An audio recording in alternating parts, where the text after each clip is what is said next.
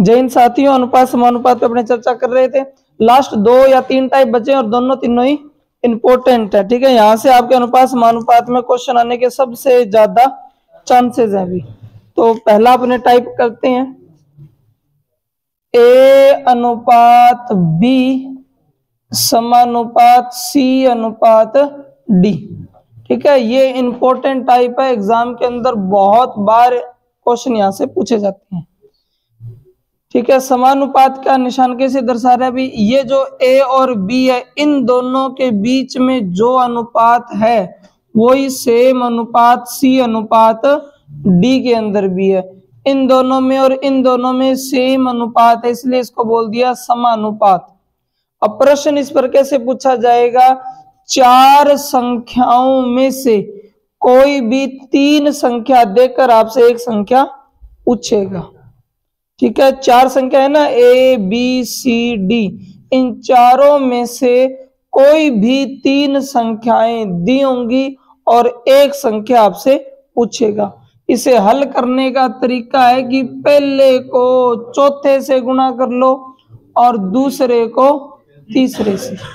ठीक है, पहले को चौथे से गुणा, दूसरे को तीसरे से गुणा, यानी AD बराबर होगा BC के। तो 4 में से कोई भी 3 संख्याएं देकर आपसे एक संख्या पूछेगा। यहां से क्वेश्चन पूछा जाता है हमेशा। एक प्रश्न लिखो, 6 अनुपात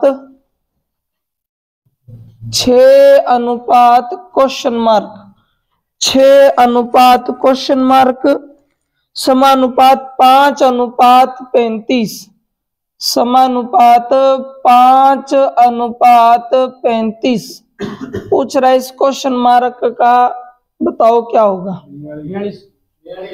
ठीक है, तो इससे आपको ये पता लग गया ना भी, A है हमारे पास C भी है और D भी है, B नहीं है।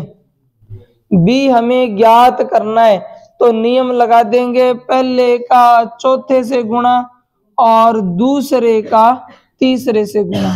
तो 6 का गुणा होगा 35 के साथ, 6 गुणा 35 बराबर का निशान, B का गुणा होगा 5 के साथ। दूसरी और तीसरी संख्या का गुणा करना है ना, तो 5 का गुणा हो जाएगा B के साथ। अब भाग दे देंगे, 5 साते 35, B का मान हो जाएगा 6 साते 42।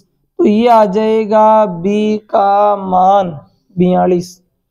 ठीक है, 4 संख्याएं दी होंगी, 4 संख्याएं होती है इसमें, जिसमें से 3 संख्या देकर एक संख्या आपसे पूछेगा। ठीक है, तो 6 अनुपात क्वेश्चन मार्क समानुपात 5 अनुपात 35, इस क्वेश्चन मार्क का मान पता करना है। पहले को चौथे से गुणा, दूसरे को तीसरे से गुणा। ठीक है, 5 का भाग दिया 35 में 7 आया और 6 साते होता है 42। तो ये जो बची हुई संख्या है उसका मान आ जाएगा 42, क्वेश्चन मार्क की जगह 42 आ जाएगा। आया कुछ समझ में? हाँ, उतार लो, और घना ही सवाल करांगा, ना टेंशन लो।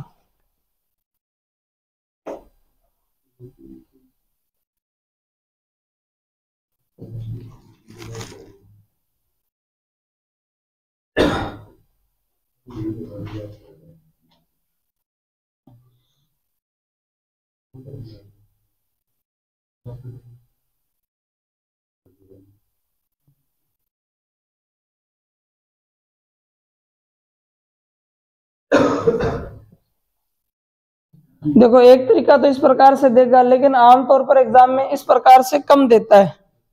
ठीक है, किस प्रकार से एग्जाम में ज्यादा प्रश्न पूछे जाते हैं, तो आप एक प्रश्न लिखो, 12, 24 और 28, 12, 24 और 28, 12, 24 और 28 का द्वितीयानुपात ज्ञात कीजिए, द्वितीयानुपात ज्ञात कीजिए। 12, 24 और 28 का द्वितीयानुपात ज्ञात कीजिए। 12, 24 28 का द्वितीयानुपात ज्ञात कीजिए। 12, 24 और 28 का द्वितीयानुपात ज्ञात कीजिए। यानी इस बार उसने जो है लैंग्वेज में सवाल बना लिया, ठीक है ना। तो ये ध्यान रखना, ये जो ए है ये होता है प्रथमानुपात, ये जो बी होता है इसे बोलते हैं अपने द्वितीयानुपात, और ये जो सी होता है इसे बोलते हैं अपने तृतीयानुपात, ठीक है। और ये जो डी है इसको बोलते हैं चतुर्थानुपात।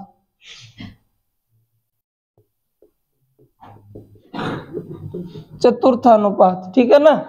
तो उसने कहा द्वितीय अनुपात ज्ञात कीजिए। उसने संख्याएं दी हमें, कौन कौन सी हैं?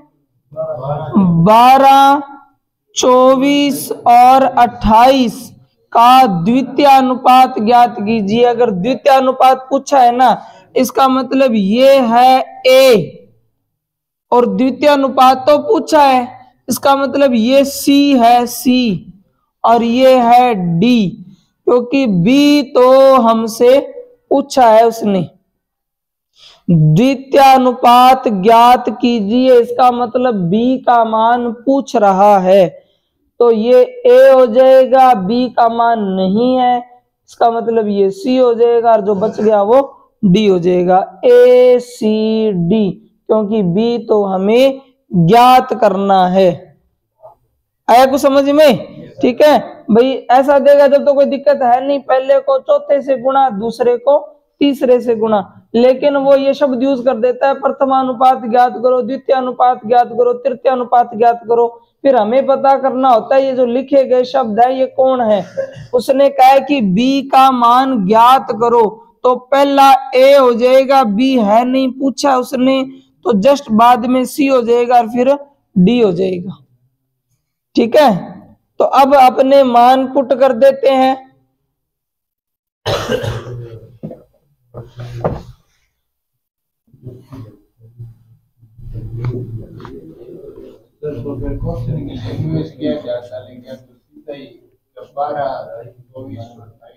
हाँ बिल्कुल, उसने एक शब्द यूज किया है। क्या शब्द यूज किया है? द्वितीयानुपात। द्वितीय मतलब कौन ज्ञात करना है? बी। बी ज्ञात करना है, मतलब बी हमारे पास नहीं है। अब ए बी सी डी लिखते हो ना आप, तो ये सबसे पहले कौन आता है? ए आता है, ए ही आता है। बी तो है ही नहीं, पूछा है। बी के बाद कौन आता है? सी के बाद कौन आता है? ऐसे हमने को रखने पड़ेंगे। अगर वो मुझे इसी सवाल में कह देता, इसी सवाल में यही देता मुझे 12, 24 और 28 और कह देता तृतीय अनुपात ज्ञात करो, ध्यान से समझ लेना, सवाल आता है यहां से, तृतीय अनुपात ज्ञात करो। तृतीय का मतलब कौन पूछ रहा है? सी। सी पूछ रहा है, सी। अब ए बी सी डी शुरू करें तो ये होता है ए, ये हो जाएगा बी, सी तो पूछा है तो बच गया कौन? डी। ठीक है ना, तो इनके नाम जो अनुपात वो हमसे कहे उसके अकॉर्डिंग हमें सेट करने हैं। अगर वो इसी के अंदर कह दे कि मुझे तो चतुर्थ अनुपात बताओ, चतुर्थ अनुपात ज्ञात करो, यानी ये ए है, ये बी है, ये सी है, डी हमें ज्ञात करना है। ठीक है ना। अगर वो कह दे मुझे प्रथमानुपात बताओ, प्रथमानुपात यानी ए खुद पूछ रहा है, उसके बाद कौन आता है? फिर बी, सी और डी। तो हमें उसके कहने के हिसाब से इनके मान सेट करने। फिलहाल सवाल में क्या पूछा उसने? द्वितीय अनुपात ज्ञात करना है, तो आप अपना सीक्वेंस लिख लो। ए अनुपात बी होता है, समानुपात सी अनुपात डी होता है, यही होता है। अब बी तो हमें ज्ञात करना है, ए की जगह में लिख दूंगा 12, बी मेरे पास नहीं है, सी की जगह में लिखूंगा 24 और डी की जगह क्या लिखूंगा? 28। ए बी सी डी, सही है। अब पहले का चौथे से गुणा और दूसरे का तीसरे से गुणा, पहले का चौथे से, दूसरे का तीसरे से, तो ये हो जाएगा 12 गुणा 28 और बी गुणा 24। 12 गुणा 24 और 2 का भाग देंगे 28 में तो कितना आएगा? 14। तो बी जो है वो क्या बन जाएगा? बी 14। इस प्रकार से हल करना। और देते हैं, इसको उतारो फिर और करते हैं। काटा पीटी नहीं, अनुपात नहीं पूछे, बी का मान पूछा है। देखो 12 का भाग दे दिया 24 में, कितने पर गया? 2 पर। अब यहाँ 2 बचा और उधर बचा 28, 2 का भाग दे दिया 28 में, तो कितना बच गया? 14। अब बी बराबर 14। नहीं, इनके साथ कोई छेड़छाड़ नहीं करनी, इनमें कोई नहीं करना है, सीधा सीधा आप लिखना है ए का मान बी का नहीं है, सी का मान डी का मान, पहले को चौथे से गुणा कर लो, दूसरे को तीसरे से गुणा कर लो। हाँ, ये जरूर कर सकते थे कि 12 गुणा 28 है और b गुणा 24 है, b का मान चाहिए तो इतना कर सकते हो कि 12 गुणा 28। आपको पता है कि किसी का मान ज्ञात करना उसके गुणा में हो तो वो सामने वाले के बटे में चला जाता है, इतना कर सकते हो। फिर 12 दूनी 24 और 2 से काटोगे 28 को तो कितना आएगा? 14। बी बराबर क्या बनेगा? 28। इसके अलावा और कोई आपके दिमाग में आ रहा है तो वो कोई चीजें नहीं करना। ये अनुपात ही है ऑलरेडी, इनमें से एक अनुपात गायब कर रखा है उसने, वो हमसे पूछ रहा है। वहां अनुपात बनाते थे, ये पहले से ही अनुपात ही हैं, ये सारे क्या हैं? अपने आप में अनुपात ही हैं। एक अनुपात उसने क्या कर रखा है? गायब कर रखा है। वो हमसे पूछ रहा है कि वो कौन सा है। अब मिल जाए ना आपको कि भाई पता लग गया कि कौन है? 14। तो अब आप सिद्ध करने के लिहाज से देख सकते हो कि इनके बीच में अनुपात सही बन रहा है कि जैसे 12 और 14 है, दूसरी तरफ 24 और 28 है। अब आप कट करना चाहो तो बिल्कुल कर सकते हो, वो तो सिद्ध के लिए, लेकिन आंसर तो क्या देना है? 14 ही देना। आंसर तो आपका 14 ही है। अब सिद्ध करने के लिहाज से आप उनको छोटा कर सकते हो। 4 छिका 24, 4 साते 28, 2 छिके 12 और 2 साते 14। ये देखो अनुपात क्या है? अपने आप में समान है, इसलिए समानुपात कहते हैं। लेकिन इन चारों में से उसने एक बंदा गायब कर रखा है, फिलहाल हमसे खाली उसके बारे में पूछ रहा है, हमें वो ज्ञात करके बताना है कि वो बंदा कौन है। ठीक है ना? उसके बाद में वो आपसे नहीं करवा रहा है कि छोटा करके बताओ, बड़ा करके बताओ, एक मान गायब कर रखा है, वो आपसे पूछ रहा है कौन सा है। 4 में से 3 देगा और 1 पूछेगा। ठीक है? अनुपात यहां पर नहीं, मैंने कहीं शब्द नहीं लिख रखा कि आप अनुपात ज्ञात करके बताओ। जब तक ये ना पूछे ना कि अनुपात ज्ञात कीजिए, तब तक छोटे नहीं करने काट पीट की। समझ रहे हो? खाली एक मान पूछ रहा है कि भाई मेरे पास ए है, सी है, डी है, आप बताओ बी कौन सा है। तो बी कौन है? 14 है। और करते हैं अपने, और लिखना सवाल।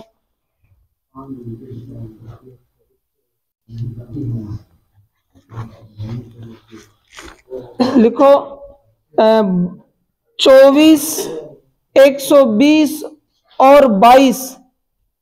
24, 120 और 22 का चतुर्थानुपात बताओ। 24, 120 और 22 का चतुर्थानुपात बताओ। हाँ, 24, 120 और 22। 24, 120 और 22 का चतुर्थानुपात बताओ। चौथा